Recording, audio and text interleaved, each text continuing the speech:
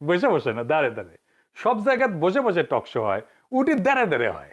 উটি দাঁড়ে দাঁড়ে করে কেন জানেন? টক শো আপনাদের মনে প্রশ্ন জাগেনি কেন দাঁড়ে দাঁড়ে টক শো করে? জানেন না? আমি জানি। ডাক্তারি মতে সবচেয়ে বেশি পাদ বের হয় বসা অবস্থা। কারণটা হইলো বসলে পেটের ভেতরে চাপ বাড়ে। আপনি যখন বসেন বা একটু সামনের দিকে ঝুঁকেন, তখন পেট আর ওই অন্ত্রের উপরে প্রাকৃতিক প্রেসার তৈরি হয়। এই চাপ গ্যাসকে সহজে বাড়াই যেতে সাহায্য করে।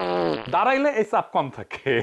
তো আবার যে কোণ আছে না, অ্যাঙ্গেল অ্যাঙ্গেল, ওটা বসলে শিথিল হয়ে যায়। তো শরীরের ভিতরে প্যাসেজ আরো খোলা থাকে, তাই গ্যাস বের হওয়া সহজ। দাঁড়ায় থাকলে পেশিগুলো বেশি টাইট হয়ে থাকে, শক্ত হয়ে থাকে। তো দাঁড়ায় শরীরের ভারসাম্য ঠিক রাখে, তাই পাত বের হওয়ার পথ কিছুটা বন্ধ থাকে। খেয়াল করে দেখেন, উইকল আগে বসেই টকশো করেছিল।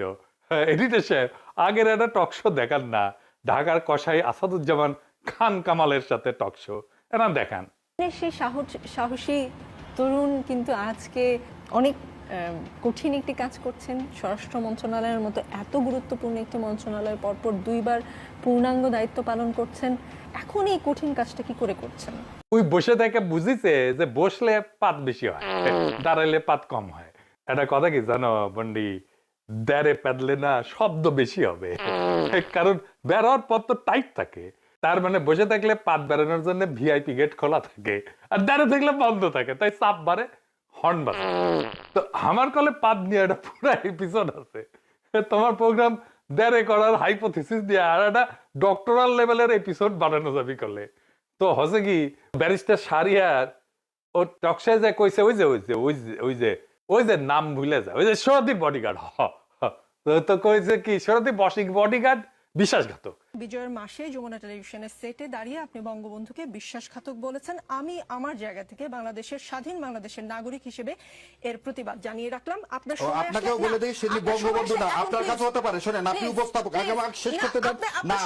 আপনি এখানে নিয়ে আসছেন বলে না, না এখানে নিয়ে আসছেন বলে না, না আপনি শোনেন, আগে কথা শোনেন, শোনেন, ইট ইজ নট ইওর, না না ঠিক আছে। এই অনুষ্ঠানে তাহলে আপনি একটা জিনিস শেষ করে দিতে পারবেন না। আপনাকে ফ্লোর দিব, আপনি আচ্ছা, আবার আমি এই উত্তর কথার দিব। উত্তর ঠিক দিবেন। আছে, ঠিক আছে। এই অনুষ্ঠান কিভাবে চলবে সেটা আমি না, এটা বলবেন না, এটা স্বৈরাচারী কায়দা, এটা স্বৈরাচারী। আমরা আমন্ত্রিত অতিথি, অতিথি মানে হচ্ছে ভগবান, ভগবানকে আপনাকে সম্মান করতে হবে। আপনি এই কথা আগেও বলছেন একদিন। আপনার অনুষ্ঠান বলে কিছু নাই, না আপনার অনুষ্ঠানে আমি আসিনি।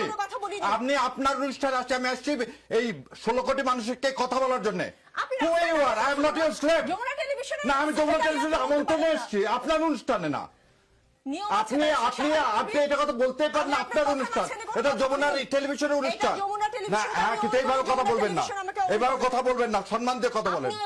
না, আমি আপনাকে যথেষ্ট সম্মান দিয়ে কথা বলছি, সম্মান দিয়ে কথা বলতেছি যে আপনার। আর নিকল কাইন্ডে কাইটে শেষে আমাগুড়ি দিয়া কাটে, মানে এটা প্রজন্মের কেমনে ব্রেন ওয়াশ করেছে আমলিগ। শর্ট বডিগার্ড যে বিশ্বাসঘাতক, এটা অঙ্ক কইসা প্রমাণ করে দেওয়া যাবে। আমি এটা করবো আজকের এপিসোডে না, পরে করবো আর কি। কিন্তু তার আগে আর একটা ইস্যু নিয়ে আলাপ করার আছে, গুরুত্বপূর্ণ বিষয়। অনেকে ভাবতেছে যে আজকে বোধহয় নিকল রে ধরবো আমি, না আজকে না, আজকে ব্যারিস্টার শাহরিয়ারকে ধরবো। এখন সবাই নড়ে চড়ে বসবি, ব্যারিস্টার শাহরিয়ার আবার কি করলো, কি অপরাধ করলো? এখন ব্যারিস্টার শাহরিয়ার আমাকে, দাদা আমার কি অপরাধ, হাসিনার মতো করে। দেশবাসীর কাছে আমি বিচার চাই, কি অপরাধটা কি করেছি। আসেন ওর অপরাধটা দেখি।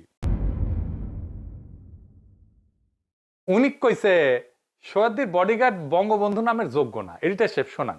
তার মার মতো, তার নানার মতো এটা বিশ্বাসঘাতক। কিন্তু আমি বঙ্গবন্ধু বলতে নারাজ, কারণ উনি এই উপাধির যোগ্য না। কেন যোগ্য না, একটা করে বলবি। 73 সালে প্রথম ভোটের কারচুপি বাংলাদেশের ইতিহাসে শুরু করলো উনি। 73 সালে বিনা প্রতিদ্বন্দ্বিতায় শেখ সাহেবের বিরুদ্ধে যারা দাঁড়াবে তাদেরকে অস্ত্রের মুখে সরিয়ে দিয়ে উনি বিনা প্রতিদ্বন্দ্বিতায় জিতলেন, যেটা শেখ হাসিনা অ্যাডপ্ট করলেন। ৭০ সালে যখন দুর্ভিক্ষ, যখন আমার বোনেরা বাসন্তীরা জাল গায়ে দিয়ে থাকে, তখন তার ছেলের মাথায় সোনার মুকুট দিয়ে বিয়ে হচ্ছে। তার মন্ত্রীরা বিদেশি ইম্পোর্টেড হুইস্কি ছাড়া খেতে পারে না, সেজন্য তাদের নাম হয়ে গেল বোতল মন্ত্রী।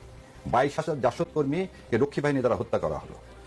সিরাজ শিকদার কোথায় এক বলে হত্যা করা হলো। বাংলাদেশকে হত্যা করা হলো, আওয়ামী লীগকে হত্যা করা, আবার বলতেছে বাংলাদেশ এবং আওয়ামী লীগকে হত্যা করা হলো 75 সালে 24শে জানুয়ারি বাকশাল কায়েমের মাধ্যমে। সেই লোক কোনোদিন বঙ্গবন্ধু হতে পারে না। শুনেছেন, এটা একেবারে ভুল কথা। সোহাদ্দির বডিগার্ড বঙ্গবন্ধু নামেরই যোগ্য। তাহলে বুঝতে হবে বঙ্গবন্ধু নামটার মধ্যে কি লুকায় আছে। ওই নামের মধ্যেই লুকায় আছে আমাদের দাসত্বের চিহ্ন। বঙ্গবন্ধু শব্দটা এমন ভাবে তৈরি এবং প্রতিষ্ঠিত এবং ব্যবহার করা হয় বাংলাদেশে, যে বাংলাদেশ রাষ্ট্রকে ভারতীয় হেজিমনি, মানে তার সাংস্কৃতিক, তার সিভিলাইজেশনাল যে ধারাবাহিকতা, তার মধ্যে ঢুকে ফেলে। এটাই হলো ভাষার ভেতরে লুকানো রাজনীতি। রাজনীতির বাহন কলে ভাষা, ভাষা দিয়েই রাজনীতি তৈরি হয়, ভাষার মধ্যেই আপনার রাজনীতি খুঁজতে হবে। আমি ব্যাখ্যায় পরে যাব, আগে আসেন আমরা এই বঙ্গ এই শব্দটার মানে বুঝে আসি, আর বন্ধু এই শব্দটারও মানে বুঝে আসি। আজকের এপিসোডের পর আওয়ামী লীগ বঙ্গবন্ধু শব্দটা আর ইউজ করবে না। হ্যাঁ, হাসিনা আমলে ওর জয় বাংলা স্লোগান ইউজ করা বন্ধ করে দিয়েছিলাম। ওই একই কাজ করবো আমরা বঙ্গবন্ধু শব্দটা নিয়ে। আসেন শুরু করি আল্লাহর নামে। আচ্ছা কন্ত, কেন উনার উপাধি বাংলা বন্ধু হইল না? কেন বাংলাদেশের বন্ধু হইল না? কেন বঙ্গ? আচ্ছা একটা কথা বলি, পাকিস্তান হইল বাংলা ভাগ হইল, পূর্ব দিকে পূর্ব বাংলা, পশ্চিম দিকে কি কি পশ্চিম বাংলা না, পশ্চিমবঙ্গ। ওইটা কেন পশ্চিম বাংলা হইল না? আচ্ছা আপনারা জানেন রয়ের চিত্তরঞ্জন সুতার বাংলাদেশে হিন্দুদের নিয়ে একটা স্বাধীন দেশ গঠনের আন্দোলন করেছিল। নাম কি ছিল জানেন? স্বাধীন বঙ্গভূমি আন্দোলন। কেন বঙ্গভূমি, কেন বাংলা ভূমি না?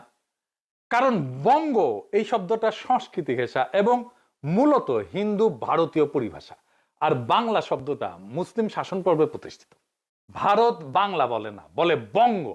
আমি আপনাকে 18টা খুব বিখ্যাত বইয়ের শিরোনাম আর লেখকের নাম দেখাই। বইয়ের বিষয় বাংলা, কিন্তু শিরোনাম কি দেখেন?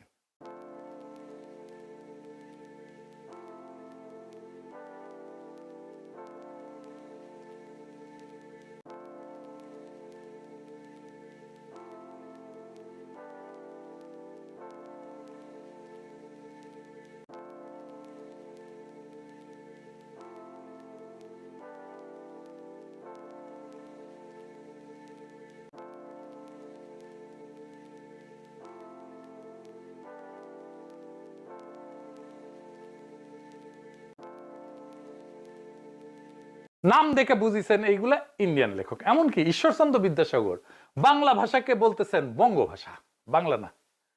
কেন কেন কেন কেন? এই প্রশ্নের উত্তর পাইলে বুঝবেন যে কেন বঙ্গবন্ধু, আর বঙ্গবন্ধু মানেটা আসলে কি। বঙ্গ শব্দের উৎস স্পষ্টভাবে প্রাচীন ব্রাহ্মণিক সংস্কৃতি ভাষা। প্রাচীন ভারতীয় এটা জিও কালচারাল শব্দ। মহাভারতে বঙ্গ আছে, বঙ্গ পুরাণে আছে, রঘুবংশে আছে, বৃহৎ সংহিতা আছে, পানিনির অষ্টাধ্যায়ীতে আছে। বাংলা নাই, বঙ্গ। মহাভারতে বলা হয়েছে অঙ্গ বঙ্গ কলিঙ্গ, এই রাজ্যগুলা এই জনপদের নাম হিসেবে ব্যবহৃত, এটাই বাংলা আসলে। তার মানে বঙ্গ শব্দটা সংস্কৃতি ভিত্তিক ব্রাহ্মণিক ঐতিহ্যের ভাষা প্রকৃতির অংশ।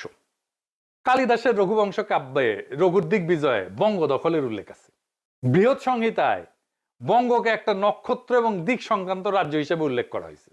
এই বঙ্গ ধারণাটা সম্পূর্ণই মুসলিম আগমনের আগের পরিভাষা এবং বৈদিক পরবর্তীকালের রাজনৈতিক ভৌগোলিক ধারণার একটা অংশ। আর বাংলা শব্দ এইটার জনপ্রিয়তা এবং প্রশাসনীকরণ এটা মুসলিম শাসনকালে এবং তুর্কি আফগান মুঘল প্রশাসনে এটার প্রাতিষ্ঠানিক ব্যবহার শুরু হয় 1200 থেকে 1300 শতকের পর থেকে। বাংলা শব্দটা রাজস্বের নথি, ফার্সি দলিল, তারপরে বিদেশি ভ্রমণ কাহিনী এবং পরবর্তীতে মোগল সুবা হিসাবে আনুষ্ঠানিকভাবে রাষ্ট্রীয় পরিচয়ে প্রতিষ্ঠিত হয়। ইবনে বতুতার লেখা যদি দেখেন, ওইখানে কিন্তু উনি বঙ্গ বলেননি, বঙ্গাল বলছে বা বাংলা বলছে। তুর্কি আমলে দলিল পত্রে বাংলা রাজত্ব বলা হয়েছে, সালতানাতি বাংলা। 16 শতকে মুঘল প্রশাসনে আকবরের আমলে পুরো অঞ্চলকে সুবে বাংলা বলা হয়েছে। আইনি আকবরীতে যে রাজস্ব দলিল যেটা, সেটা স্থানীয় পরিচয় বলা হয়েছে বাংলা। ফরাসি পর্যটক আসছিলেন ফ্রাসো বার্নিয়া, সেও বাংলা বলছে তার লেখায় এই অঞ্চলকে।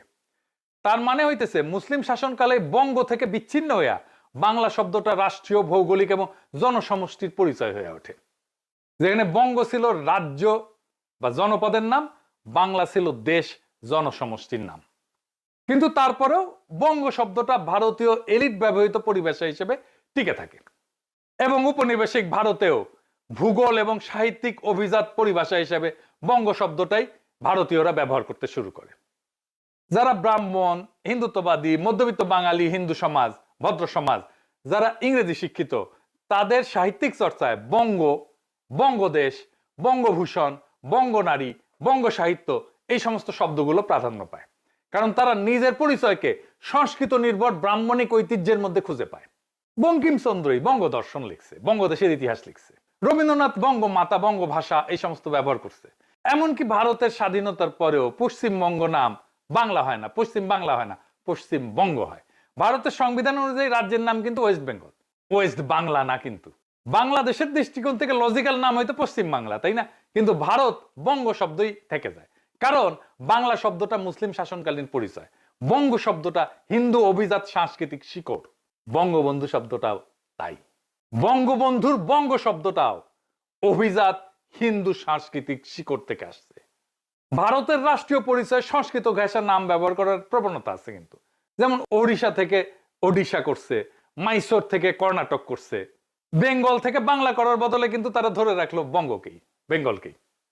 অর্থাৎ ভারতের দৃষ্টিতে বাংলা হইতেছে ইসলামিক ভাষা, মুসলিম প্রশাসনিক ভাষা, মুসলিম প্রশাসনিক রঙে রঞ্জিত। সেই পরিচয় এড়ায় তারা বঙ্গ এই পরিচয়টাকে ধরে রাখে। যেমন আগে বলছি যে বাংলাদেশের হিন্দু পৃথক রাষ্ট্রের দাবির আন্দোলনের নাম হয় বঙ্গভূমি। এই আন্দোলন যদি হিন্দু আবাসভূমির দাবি করে, তার নাম বাংলা ভূমি না, বঙ্গভূমি রাখাটাই লজিক্যাল, কারণ বঙ্গভূমি নামটা সংস্কৃতি ভিত্তিক। ভূমিও সংস্কৃত শব্দ, বঙ্গ সংস্কৃত শব্দ, এই দুইটাকে মিলায় একটা স্পষ্টভাবে হিন্দু ধর্মীয় ব্রাহ্মণিক সংস্কৃতিকে রাষ্ট্র পরিচয় তৈরি করার একটা চেষ্টা করা হয়েছিল। হিন্দু জাতীয়তাবাদী গোষ্ঠীর কাছে বাংলা শব্দটা মুসলিম সুলতানি রাষ্ট্রের নাম, মুসলিম জনগোষ্ঠীর রাষ্ট্রীয় পরিচয়। এটা মুসলিম সংখ্যাগরিষ্ঠ বাংলাদেশের ইতিহাসের সাথে যুক্ত, তাই তারা দাবি করে বঙ্গভূমি হিন্দু ভূমি, বাংলা ভূমি না। কিন্তু সেই কারণে রাজনৈতিকভাবে বঙ্গ শব্দটা তাদের পক্ষে বেশি উপযোগী। হিন্দু ইতিহাস মানে বঙ্গ রাজা, বঙ্গীয় সভ্যতা, বঙ্গদেশ, বঙ্গসেনা, এইটাই হিন্দুত্ববাদের ভাষাগত শিকড়। আমি লিটারেচার থেকে কিছু উদাহরণ দিই। ধরেন মাইকেল মধুসূদন দত্ত, হে বঙ্গ ভান্ডারে তব বিবিধ রতন।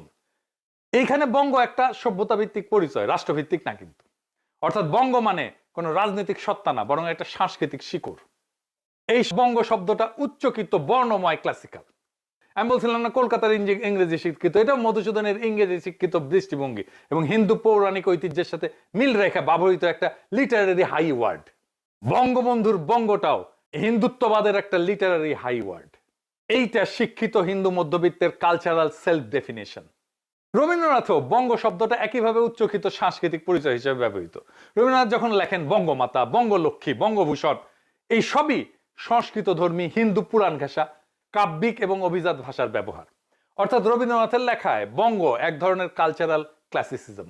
ইন্ডিয়ার যে ন্যাশনাল অ্যান্থেম আছে না, জাতীয় সঙ্গীত আছে না, ওখানে লিখতেছে সে জনগণ মন অধিনায়ক জয় হে ভারত ভাগ্য বিধাতা, পাঞ্জাব সিন্ধু গুজরাট মারাঠা দ্রাবিড় উৎকল বঙ্গ, বিন্ধ্য হিমাচল যমুনা গঙ্গা উচ্ছল জলধি তরঙ্গ, তব শুভ নাম জাগে তব শুভ আশিস মাগে, গাহে তব জয় ও গাথা। তারপরে ধরেন তার বঙ্গবাণী কবিতায় বঙ্গ আমার জননী আমার ধাত্রী আমার আমার দেশ, কেন গো মাতর শুষ্ক নয়ন, কেন গো মাতর রুক্ষ কেশ, কেন গো মাতর ধুলায় আসন, কেন গো মাতর মলিন বেশ। রবীন্দ্রনাথের কাছে বঙ্গ শব্দটা একেবারেই ইন্দো আর্য তৎসম সাংস্কৃতিক ঐতিহ্যের শব্দ, বাংলা না। বঙ্গ মাতা বঙ্গ লক্ষ্মী মোরে করো দয়া, এখানে বঙ্গ মাতা ভূমি সভ্যতার একটা দেবীকরণ, এটা জনগোষ্ঠী না, এটা কালচারাল হোমল্যান্ড।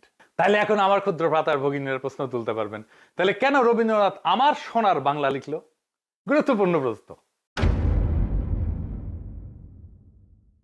রবীন্দ্রনাথ আমার সোনার বাংলা কেন লিখছিলেন, এটার উত্তর দিতে হইলে তিনটা স্তর বুঝতে হবে। গানটা কখন লেখা, কোন রাজনৈতিক পরিস্থিতিতে লেখা, কেন বাংলা শব্দটা বেছে নেওয়া হলো, বঙ্গ না।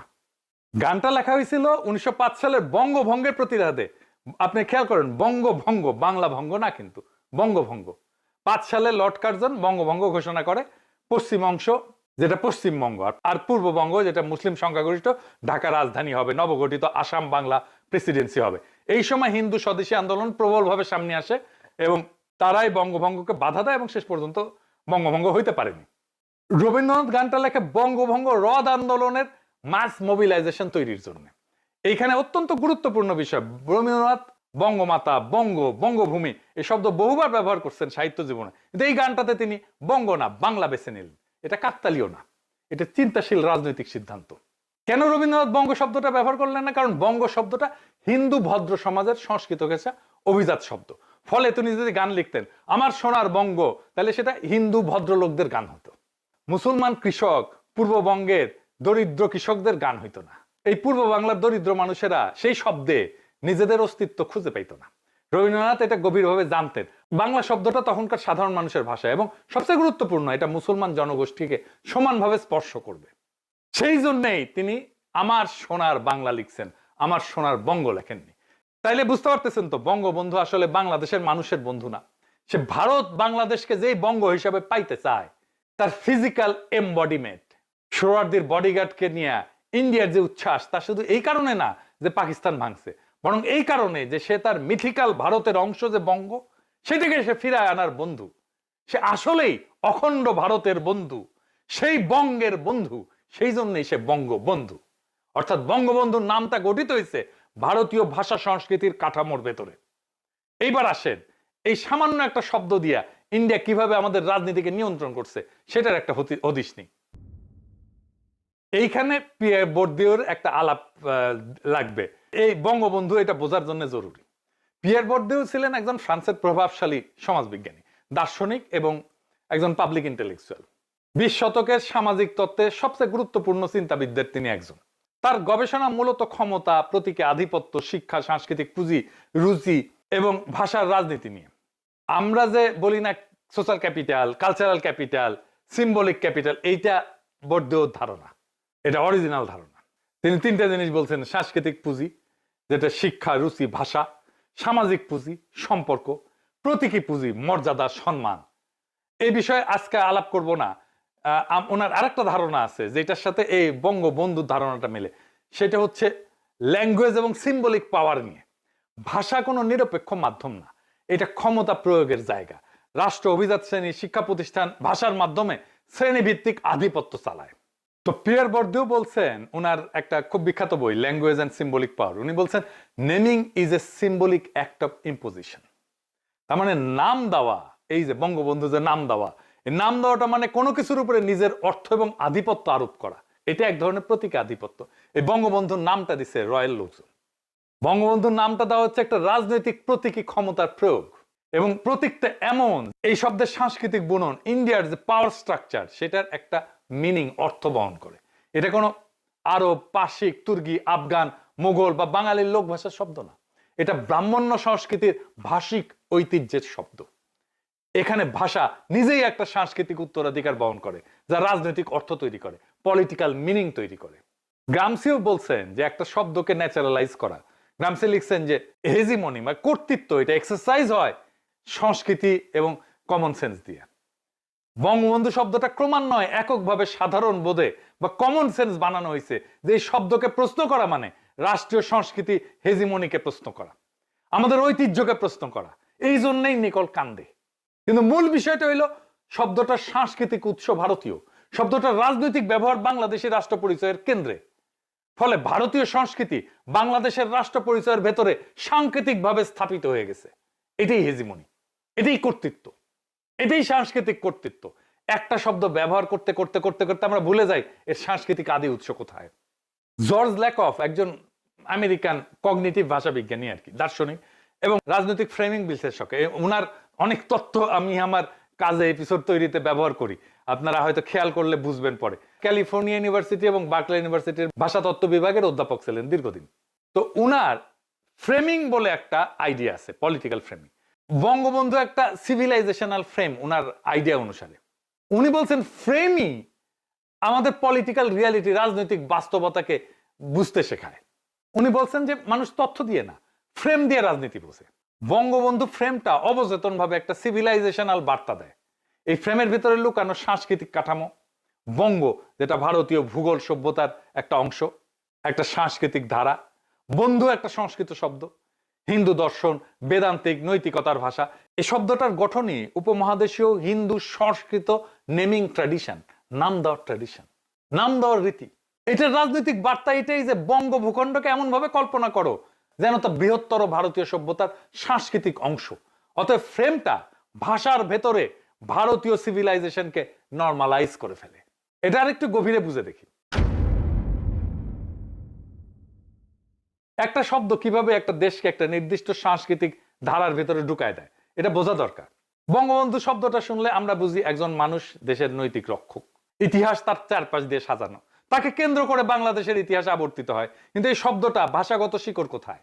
এই প্রশ্ন আসলে ভারতীয় হেজিমনির দরজাটা খুলে দেয়। বঙ্গ এবং বন্ধু এই দুইটাই ভারতীয় সংস্কৃত শব্দ, এখানেই শুরু। বঙ্গ ভারতের প্রাচীন ভূগোল, বন্ধু শব্দটা খাঁটি সংস্কৃত শব্দ। বন্ধু মানে রক্ষক, অভিভাবক, সৎ আত্মীয়। অর্থাৎ এই উপাধিটা ভারতীয় ভাষিক সাংস্কৃতিক পরম্পরা সিলসিলা এইটা ব্যবহার করে তৈরি। যখন রাষ্ট্র এই শব্দটাকে কেন্দ্র করে জাতির ইতিহাস সাজায়, তখন রাষ্ট্রের পুরো রাজনৈতিক কল্পনায় দাঁড়ায় যায় ভারতীয় সভ্যতার শব্দ ভাণ্ডারের উপরে। এর ফলে জনগণের অবচেতন মনে প্রতিষ্ঠিত হয় আমাদের রাষ্ট্র পরিচয়ের কেন্দ্রে ভারতীয় সাংস্কৃতিক ভাষা পরম্পরা আছে, আমাদের রাষ্ট্র পরিচয়ের কেন্দ্রে আছে ইন্ডিয়ান সিলসিলা। এটাই হেজিমনির প্রথম ধাপ। এই ফ্রেমটা ভারতীয় সভ্যতাকে বাংলাদেশি পরিচয়ের স্বাভাবিক অংশ বানায় ফেলে। গ্রামসি বলছিলেন যে হেজিমনি এমন ভাবে ধারণা চাপায় দেয় যাতে মানুষ বুঝতেই না পারে যে তাকে কিছু চাপায় দেওয়া হয়েছে। বঙ্গবন্ধু শব্দটা দিয়া বাংলা ভূগোলকে ভারতীয় সভ্যতার সঙ্গে জুড়ে দেওয়া হয়েছে। রাজনৈতিক নেতৃত্বকে ধর্মীয় নৈতিক অভিভাবক টাইপ করে তুলছে। জাতির উৎপত্তিকে এমন ভাবে সাজাইছে যাতে ভারতের সাংস্কৃতিক টান স্পষ্ট থাকে। ফলে কি হয়? এই যে হাসিনার ফ্যাসিবাদ, এই হাসিনার ফ্যাসিবাদ এইভাবেই চলে আসছে, হাসিনার ফ্যাসিবাদ এইভাবেই স্বাভাবিক হয়ে গেছে। আবারও হাসিনা ফিরে আসার চেষ্টা করতেছে এই নামকে ধরেই। এই জন্য আমরা 32 নম্বর ভেঙে দিছি, আবারও ভাঙবো দরকার হইলে। ভারতীয় সাংস্কৃতিক নেতৃত্ব দেশের গল্পের ভেতরে স্বাভাবিক হয়ে যায় তখন। ইসলামী নাম বলেন, তুর্কি বলেন, আফগান বলেন, পার্সিক বলেন, লোকজ নাম বলেন, এই সাংস্কৃতিক উপাদানগুলো তখন অদৃশ্য হয়ে যায়। এটাই কালচারাল ন্যাচারালাইজেশন, হেজিমনির দ্বিতীয় স্তর। এবং এই শব্দটা রাষ্ট্র পরিচালনার নৈতিক কেন্দ্র বানায় ফেলছে। তার মানে ভারতীয় নৈতিক কাঠামো আমদানি। বন্ধু শব্দটা সাধারণ বন্ধু না, সংস্কৃতিতে বন্ধু একটা নৈতিক ধর্মীয় শব্দ। এটা যুক্ত থাকে আত্মীয়তা, রক্ষা, ধর্ম, কর্তব্যের ধারণার সাথে। যখন রাষ্ট্র এই শব্দটাকে পবিত্র রাজনৈতিক উপাধিতে রূপান্তর করে, তখন রাষ্ট্রের নৈতিক শিক্ষা, নৈতিক ভাষা ভারতীয় কাঠামো দিয়ে সাজানো হয়ে যায়। আপনি বলেন না বাংলাদেশে এত এত ইন্ডিয়া প্রেমী কেমনে আসলো? এই যে এইভাবে আসছে। বাংলাদেশের রাষ্ট্র পরিচয়তে বাংলাদেশের সাধারণ মানুষের যে ধর্মীয় চেতনা, তার নৈতিক ধারার উপরে প্রতিষ্ঠিত না, সংস্কৃত নৈতিক ধারার উপরে দাঁড়ানো। এটাই হেজিমনির তৃতীয় স্তর, নৈতিক বয়ানের দখল। বঙ্গবন্ধু এই ফ্রেমটার বিরোধিতা মানে অকৃতজ্ঞতা। হাসিনা বলতো না অকৃতজ্ঞ জাতি। ভারতীয় রাজনৈতিক নৈতিকতা, ভারতীয় ধর্মগ্রন্থ, পুরাণ, মহাকাব্য সব জায়গায় রাজা, অভিভাবক বা রক্ষকের অবাধ্য হওয়া এটা একটা নৈতিক অপরাধ। এই নৈতিক কাঠামো হুবহু আসে বঙ্গবন্ধু ফ্রেমে। বিরোধিতা মানে অকৃতজ্ঞতা, সমালোচনা মানে অপবিত্রতা, যুক্তি মানে নৈতিক ব্যর্থতা। রাজনৈতিক বিরোধিতা ভারতীয় যে নৈতিক সংস্কৃতি, মরাল যে কালচার, সেটার ভেতরের কাঠামো দিয়ে বিচার করতে থাকে। এটাই এথিকো পলিটিক্যাল হেজিমনি। এটাই আমাদের ক্ষেত্রে ঘটছে। বঙ্গবন্ধু শব্দটা এত স্যাক্রেড, এত পবিত্র, এইটাই হচ্ছে ভারতীয় রাজনৈতিক ধর্মতত্ত্বের প্রতিফলন।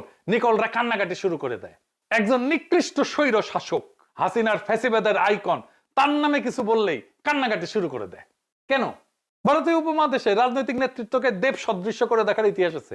রাজা মানে ধর্ম রক্ষক, মহাত্মা মানে নৈতিক অভিভাবক, গুরু, বন্ধু, পথ প্রদর্শক। বঙ্গবন্ধুর নামটা ঠিক এই জায়গাটাই দখল করে।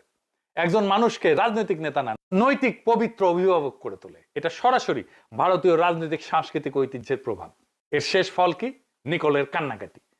বঙ্গবন্ধু নামের ফ্রেম বাংলাদেশি জাতির কল্পনাকে ভারতীয় সাংস্কৃতিক মানচিত্রে স্থাপন করে। সবার সে তাইলে কি ঘটে?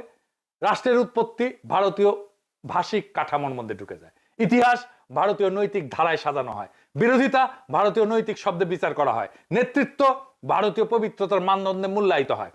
জাতির আত্মপরিচয় ভারতীয় সভ্যতার ধারাবাহিকতার অংশ হিসেবে দেখা হয়। এটাই ইন্ডিয়ান কালচারাল হেজিমনি। এটা জোর করে চাপায় দেয়নি, এটা ভাষার ভেতর দিয়ে, ফ্রেমের ভেতর দিয়ে নিজে থেকেই মানুষের মনে জায়গা করে নিছে। তাই বঙ্গবন্ধু নামটা শুধু রাজনৈতিক উপাধি না, এটা এমন একটা সাংস্কৃতিক ফ্রেম যা বাংলাদেশের রাষ্ট্র পরিচয়কে ভারতীয় সভ্যতা, ভাষা, নৈতিক কাঠামোর মধ্যে বসায় দেয়। এভাবে ভারতীয় হেজিমনি সফট পাওয়ার দিয়ে প্রতিষ্ঠা পায়। এই জন্যই দেখেন একটা নিকৃষ্ট স্বৈরাচার হইলেও তার পবিত্রতায় নুয়ে পড়ে এক একটা মাল, এবং নুয়ে পড়াটাকেই সে তার পবিত্র দায়িত্ব বলে মনে করে, দেশপ্রেমিক কর্তব্য বলে মনে করে আমি একটা মহান কাজ করে ফেলছি। তো এতক্ষণ যে আলাপটা করলাম সবকিছুর খেই এক জায়গায় গিয়ে মেলে, সেটা হইতেছে একটা শব্দ। সেই শব্দটা বঙ্গবন্ধু। একটা শব্দের ভেতরে কি থাকতে পারে? একটা নাম, একটা স্মৃতি, একটা আবেগ, এই তো, তাই না? না, এখানে না, এখানে আপনি ঠকছেন।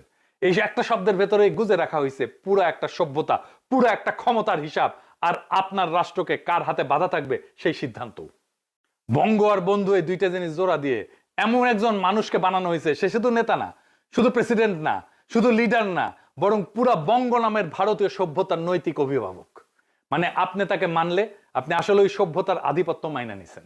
আর আপনি যদি প্রশ্ন করেন, আপনি শুধু রাজনৈতিক বিরোধী না, আপনি অকৃতজ্ঞ, আপনি অনৈতিক, আপনি দেশদ্রোহী। এটাই তো হেজিমনি। যখন আপনাকে এমন ভাবে বাধা হয়, আপনি নিজেই আপনার শেকলকে লকেট বানায় গলায় ঝুলাই ঘোরেন। এখন প্রশ্নটা খুবই সোজা, আমরা কি চাই? স্বাধীন বাংলাদেশ, নাকি বঙ্গ নামের এক ভারতীয় মিথিক্যাল মানচিত্রের মধ্যে ঝুলে থাকা এক টুকরো প্রভিন্স? আমরা কি চাই? যে আমাদের রাষ্ট্রের পরিচয় হবে আমাদের সংস্কৃতি, আমাদের ধর্ম, আমাদের সংখ্যাগরিষ্ঠ মানুষের ধর্ম, বাংলার গণমানুষের লড়াই, নাকি মহাভারত পুরাণ ইন্দো সভ্যতার অখণ্ড ভারতের ফ্রেমের ভেতরে আমাদের ইতিহাস লুকায় থাকবে? আপনি যে ফ্রেম বাছেন, আপনার রাষ্ট্র সেই মানচিত্রে যায় বসে। একটা কথা পরিষ্কার করে বলি, এখানে কেউ ব্যক্তির ভালো মন্দ, পাপ পুণ্য, ত্যাগ তিতিক্ষা নিয়ে আলাপ করতেছে না। আমার কথা খুব সোজা। বঙ্গবন্ধু নামটা বাংলাদেশি রাষ্ট্র পরিচয়ের জন্য পলিটিক্যালি টক্সিক। এই নামটা বাংলাদেশের স্বাধীন সীমানার ভিতরে ভারতীয় হেজিমনি ট্রোজান হর্স। এই শব্দটা রেখা আপনি ভারতীয় আধিপত্যের সঙ্গে লড়াই করবেন, এইটা হয় না। এটা নিজেই লজিক্যালি কনফ্লিক্টেড। তাই আমার প্রস্তাব খুবই ক্লিয়ার, আমরা ইতিহাস নিয়ে আলাপ করতে হবে। আমরা ব্যক্তি মুজিবুর রহমানকে ক্রিটিক করব না করব সেটা আলাদা প্রসঙ্গ, কিন্তু বঙ্গবন্ধু এই নামের এই ব্রাহ্মণিক ইন্ডিক ফ্রেমটা এটা ভাঙতেই হবে। আপনি চাইলে তাকে শেখ মুজিবুর রহমান বলেন, ঠিক আছে, মুজিবুর রহমান বলেন, ঠিক আছে, মুজিব বলেন, যাই বলেন, হাসিনার বাপ বলেন, সোহরাওয়ার্দীর বডিগার্ড বলেন, হোয়াট এভার, যাই বলেন, কিন্তু রাষ্ট্রের নামের সঙ্গে, জাতির নৈতিক কোরের সঙ্গে, রাষ্ট্রের জন্ম কাহিনীর কেন্দ্রে বঙ্গবন্ধু নামের ইন্ডিয়ানাইজড ভারতীয় ফ্রেম রেখে দিলে আপনি কখনোই ভারতীয় হেজিমনি থেকে মুক্ত হইতে পারবেন না। লিখে রাখতে পারেন আমার কাছ থেকে। আজকে যদি আমরা এই একটা শব্দ ভাঙতে না পারি, আগামী 50 বছর আপনি যত রাজনীতি করেন ফলাফল একই থাকবে।